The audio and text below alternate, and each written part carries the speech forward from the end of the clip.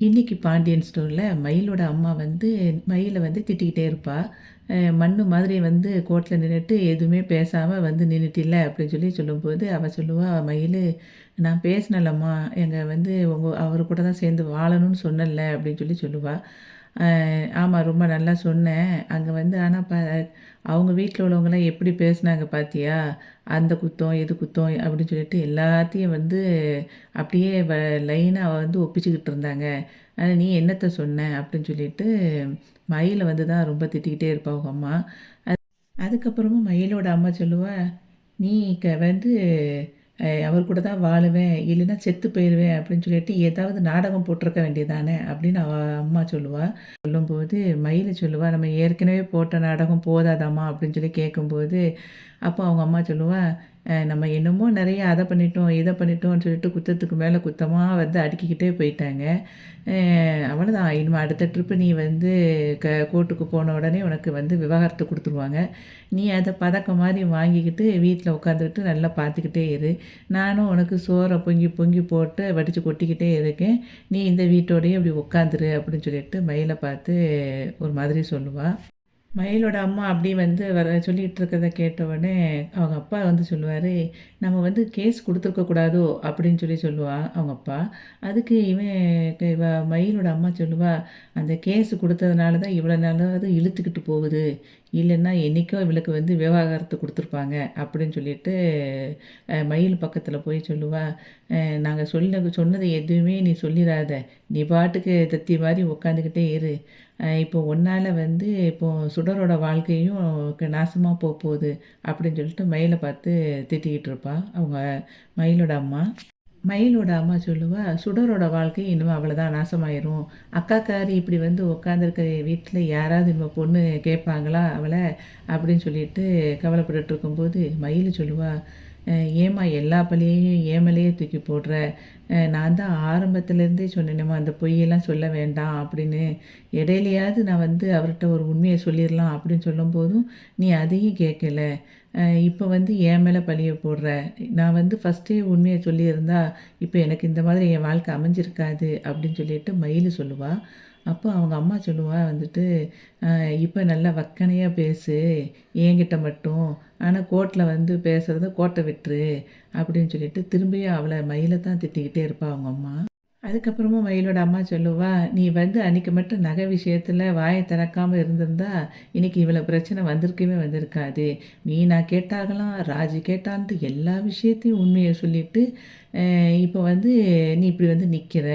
அவங்க வீட்டில் ராஜி கல்யாணத்தோடு அவங்க வீட்டில் என்னென்னலாம் பண்ணி அவள் புருஷன் வீட்டுக்கும் பொய்ய சொல்லி உன் மாமியாக்காரி அதுக்கப்புறம் எல்லார்ட்டையும் பொய் சொல்லிட்டு தான் நாடகம் ஆடிக்கிட்டு இப்போ எவ்வளோ பேச்சு பேசுகிறா அவங்க வீட்டில் எல்லார்ட்டையும். நீ இருக்கியே அப்படின்னு சொல்லிட்டு திரும்பியும் மயிலை வந்து திட்டிட்டு, உன்னைய பார்க்கறதுக்கே எனக்கு அருவருப்பாக இருக்குது அப்படின்னு சொல்லிட்டு சொல்லுவாள். அப்போ மயில் உட்காந்து அழுதுகிட்டு இருப்பாள். அதுக்கப்புறமா மயிலோட அம்மா வந்து பார்த்துட்டு மயில்கிட்ட சொல்லுவாள், இனிமேல் வந்து உனக்காக நான் வந்து எதுவும் பண்ணுறதா இல்லை. நீ இனிமேல் வந்து உன்னை பார்க்கறதுக்கே எனக்கு வெறுப்பாக இருக்குது, முதல்ல எங்கேயாவது போய் தொலை அப்படின்னு சொல்லும்போது இவள் அப்படியே போவா. அப்போ மயிலோட அப்பா சொல்லுவார், அவள் எங்கே போவான்னு கேட்பாரு. அதுக்கு அவள் சொல்லுவாள், அவள் எங்கேயும் போகட்டும், செத்தே போகட்டும் சொன்னோன்னே இவள் அப்படியே ஷாக்காகி நிற்பாள். இனிமேல் வந்து இவளுக்காக நம்ம வந்து கோர்ட்டு கேஸ்லாம் அலைஞ்சிட்ருக்க முடியாது. கோர்ட்டில் விவாகரத்து கிடைச்ச பிறகு நம்ம வந்து வெளியே தலை காட்ட முடியுமா, நீ முதல்ல வெளியே போய் தொலை அப்படின்னு சொன்ன உடனே இவள் அப்படியே கிளம்பி போயிடுவா வெளியே. அப்போது மயிலோட அப்பா வந்து இவக்கிட்ட கேட்பாரு, அவங்க அம்மா கிட்ட, ஏன் பாக்கியம் இப்படி பேசுகிற அப்படின்னு சொல்லும்போது, இங்கே பாரு, நீயும் அவளுக்காக வக்காலத்து வாங்கிக்கிட்டு இருந்த அப்படின்னா உன்னையும் வீட்டை விட்டு துரத்திடும் பார்த்துக்கோ அப்படின்னு சொல்லிட்டு அவள் பாட்டுக்கு போயிடுவா அவங்க அம்மா.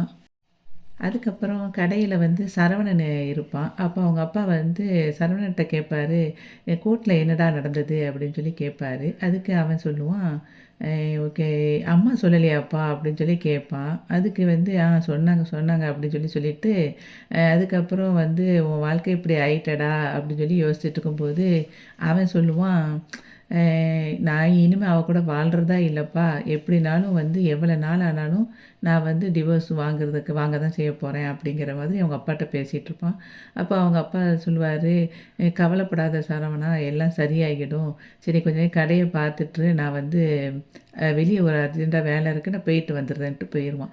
ஒரு பில்லை கொடுத்து இதுக்குள்ளே பொருளெல்லாம் எடுத்து வை, நான் வந்துடுறேன் அப்படின்னு சொல்லிட்டு அவங்க பாண்டியன் வந்து வெளியே கிளம்பிடுவான். அப்போ சரவணன் எடுத்து வச்சிட்ருக்கும்போது அவள் அங்கேருந்து வருவாள் மயில். அவளை பார்த்த உடனே அவன் கூட கொஞ்சம் கோவம் வந்துட்டு, இப்போ இந்த எதுக்கு இங்கே கடைக்கு வந்த அப்படின்னு சொல்லும்போது மயில் சொல்லுவா, மாமா வீட்டில் அம்மாவும் என்னைய வந்து ஏற்றுக்க மாட்டேங்காங்க, அங்கே என்னென்னமோ பேசுகிறாங்க அப்படின்னு சொல்லிட்டு எனக்கு இருக்கவே பிடிக்கலாங்க அப்படின்னு சொல்லி ரொம்ப ஃபீல் பண்ணி அழும்போது, இங்கே பாரு, நீ என்கிட்ட இங்கே வந்து எதுவும் பேசாத, எதுனாலும் கோர்ட்டில் பேசிக்கோ. நீ வந்து என்னைய வந்து கடவுளே சொன்னால் கூட நான் இனிமே உன் கூட நான் சேர்ந்து வாழ மாட்டேன் அப்படின்னு சொல்லும்போது மயில் சொல்லுவா, அம்மாவும் என்னை வந்து எங்கேயாவது போன்னு சொல்கிறாங்க, நீங்களும் எங்கே ஏற்றுக்க மாட்டேங்கிங்கன்னா என்னம்மாம்மா நான் செய்வேன்னு சொல்லும்போது, எங்கேயாவது போ, அதுக்கு நான் என்ன பண்ண முடியும், முதல்ல இங்கேருந்து போ, இல்லைன்னா உனக்கு ஒன்றே போட்டுருவேன்னு சொல்லி சொன்னோன்னே இவன் அப்படியே அழுதுகிட்டே அப்படியே வெளியே போவாள். வெளியே போகும்போது அவள் அஞ்சலி அங்கேருந்து அப்படி வருவாள். வந்துட்டு சரவணன்ட்ட கேட்பா, இது யார் சரவணா, அவங்க அழுதுகிட்டே போகிறாங்களே அப்படி சொல்லும்போது, அவள் தான் மயில், என் ஒய்ஃபு அப்படின்னு சொல்லி சொல்லுவான். அப்போ உங்களுக்குள்ளே எதுவும் பிரச்சனையா அப்படின்னு சொல்லும்போது இவன் ஆமாம் அப்படிங்கிற மாதிரி மட்டும் சொல்லிவிட்டு, நீ இப்போ எதுக்கு வந்த அப்படின்னு சொல்லி கேட்பான் சரவணன் அஞ்சலியை பார்த்து. அதுக்கு அஞ்சலி சொல்லுவா, நான் வந்து நேற்று நீ ஒழுங்காக பேசலையா, அதான் ஃபோனில் ஒழுங்காக பேசலைன்னொன்னே என்ன விஷயம்னு சொல்லி உன்கிட்ட கேட்போங்கிறதுக்காக வந்தேன் அப்படிங்கும்போது சரவணன் சொல்லுவான், நான் உனக்கு ஃபோனில் நான் பேசுகிறேன், கடையில் நான் மட்டும்தான் இருக்கேன், இப்போ நிறைய வேலை இருக்குது அப்படின்னு சொல்லிட்டு நீ வீட்டுக்கு போ அப்படின்னு சொல்லிட்டு அஞ்சலியை அனுப்பி வச்சுருவான். அதுக்கப்புறம் இங்கே மயில் வந்து அப்படியே சோகமாக அப்படியே நடந்து போயிட்டே இருப்பாள். அவங்க அம்மா நீ செத்துப்போ அப்படின்னு சொன்னது தான் அவளுக்கு ஞாபகத்திலே இருக்கும். அப்போ அந்த சமயத்தில் அப்படியே போயிட்டே இருக்கும்போது ஆட்டோவில் வந்து மீனா அங்கேருந்து வந்துக்கிட்டே இருப்பாள். அப்போ மீனா வந்து பார்த்துட்டு, என்னடா மயிலக்கா போகிறாங்க அப்படின்னு நினச்சிட்டு, சரி அப்பா எப்படியும் போகட்டும் அப்படின்னு சொல்லிட்டு ஃபஸ்ட் அப்படியே போயிட்டே இருப்பாள்.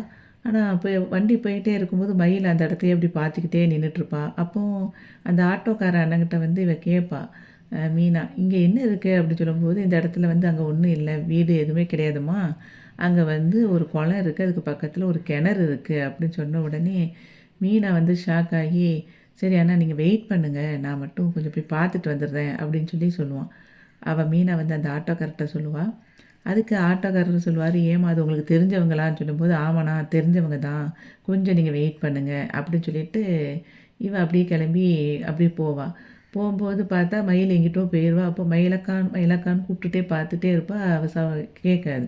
அப்புறம் அந்த டைமில் பார்த்தீங்கன்னா திடீர்னு மயில் வந்து அந்த கிணறு மேலே ஏறி நின்றுட்டு அவங்க அம்மா எல்லோரும் சொன்னதும் அதுக்கப்புறம் சரவணன் சொன்னது எல்லாம் ஞாபகத்துக்கு வந்தோடனே அவன் நினைப்பா, இனிமேல் நம்ம யாருக்காகவும் கஷ்டம் கொடுக்க வேண்டாம், எல்லாருமே சந்தோஷமாக இருக்கட்டும், நம்ம செத்து போயிடுவோம் அப்படின்னு சொல்லிட்டு குதிக்கிற நேரத்தில் மீனை வந்து பிடிச்சிருவா.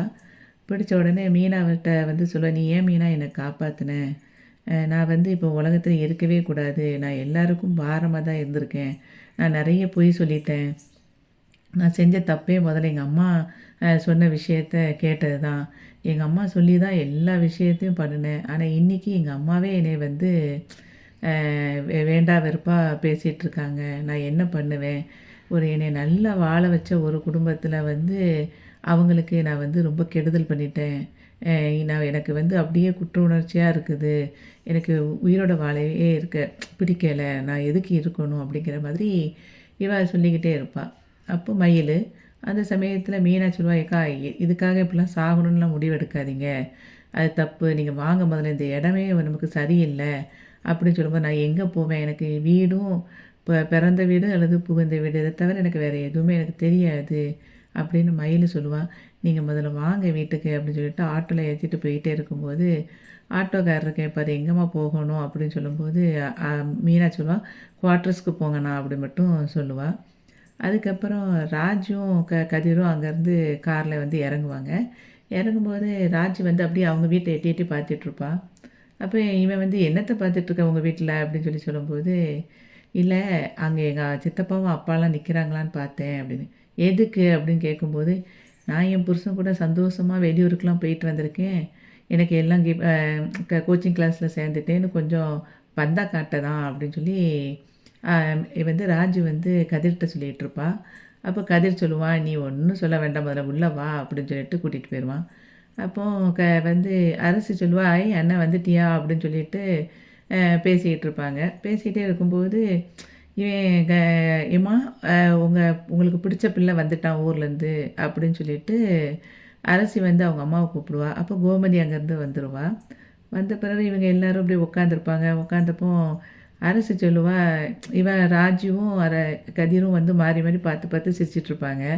அப்போ அரசி சொல்லுவா, "நீ என்ன ரொம்ப உன்னை பார்த்தா வித்தியாசமா தெரியுதே! ஏதோ ரொம்ப ஹாப்பியா இருக்கிற மாதிரி இருக்கே!" அப்படின்னு சொல்லிட்டு கதிர பார்த்து சொல்லிகிட்ருப்பா அரசி.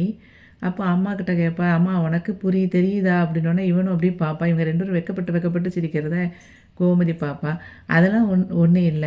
நான் வந்து உங்களுக்கு எல்லாம் கிஃப்ட் வாங்கிட்டு வந்திருக்கேன். இந்தாங்கன்ட்டு" சாரி எல்லாத்தையும் 2 பேத்துக்கும் குடுத்துட்டு, "இது எல்லாமே இவ ராஜி தான் செலக்ட் பண்ணா" அப்படின்னு சொல்லிட்டு அவள காட்டி பெருமையா பேசிட்டு இருப்பான். அப்போ சொல்லிட்டு அப்போ கோமதி வந்து ஏதோ டிஃபரெண்ட்டா அவங்க 2 பேரும் இருக்காங்களேன்னு சொல்லிட்டு மட்டும் பார்த்துட்ருப்பா. அதுக்குள்ளே அவன் நான் வந்து போய் ஃப்ரெஷ்அப் ஆயிட்டு வரேன் அப்படின்னு சொல்லிட்டு அவன் கிளம்பி போயிருவான். அப்போ ராஜி வந்து வெட்கப்பட்டு அப்படியே உட்காந்துருக்கிற மாதிரி இன்னைக்கு வந்து பாண்டியன் ஸ்டோர் வந்து முடிஞ்சது. வீடியோவுக்கு ஒரு லைக் கொடுத்து சேனலை சப்ஸ்கிரைப் பண்ணுங்கள். நன்றி.